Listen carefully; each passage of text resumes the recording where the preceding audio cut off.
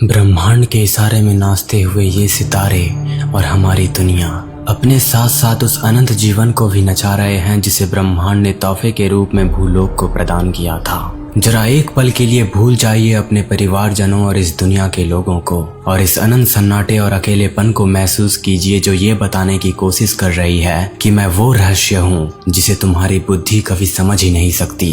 तुम केवल सवाल पैदा कर सकते हो और इसके उत्तर अनंत में होंगे और इन अनंत उत्तरों में कौन सा उत्तर सही होगा तुम ये अपने 100 जन्मों में भी कभी जान नहीं पाओगे।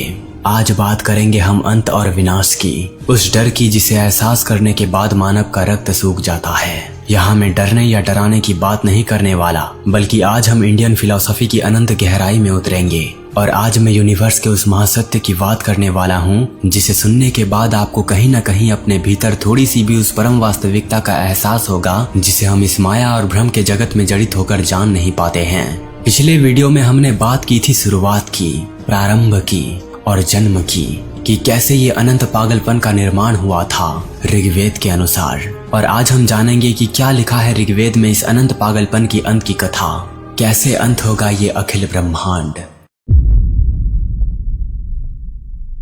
जिस तरह ब्रह्मांड की उत्पत्ति के बारे में ऋग्वेद के नासदीय सूक्त में डिटेल में बताया गया है, उसी प्रकार तो ऋग्वेद ने ब्रह्मांड के विनाश के बारे में कुछ कहा नहीं, पर फिर भी इसमें प्रलय और महाविनाश जैसे शब्दों का जिक्र मिलता है और कुछ ऐसे लाइंस जो शायद हमें अंत के बारे में कुछ बता सकते हैं। प्रलय और महाविनाश। जब ब्रह्मांड का स्वामी अपना समर्थन वापस ले लेता है तो दुनिया ताश के पत्तों की तरह ढह जाती है। सूर्य चमकना बंद कर देता है और चंद्रमा अपनी रोशनी खो देता है और तारे आसमान से गिरते हैं। ये भयावह वाक्य हमें एक महाविनाश की याद दिलाती है कि जब अखिल ब्रह्मांड का स्वामी अपना समर्थन अपनी ओर वापस ले लेता है तो पूरी दुनिया एक ताश के पत्तों से निर्मित एक घर की तरह ढह जाती है। तब सूर्य चमकना बंद कर देता है और चंद्रमा रोशनी खो देता है और सारे नक्षत्र आसमान से गिरने लगते हैं। दोस्तों, ये थी विनाश के विषय में पहली बात। अब बात आती है प्रलय की। प्रलय एक चक्रीय प्रक्रिया है और ऐसा कहा जाता है कि ये प्रत्येक कल्प या ब्रह्मांडीय युग के अंत में होता है।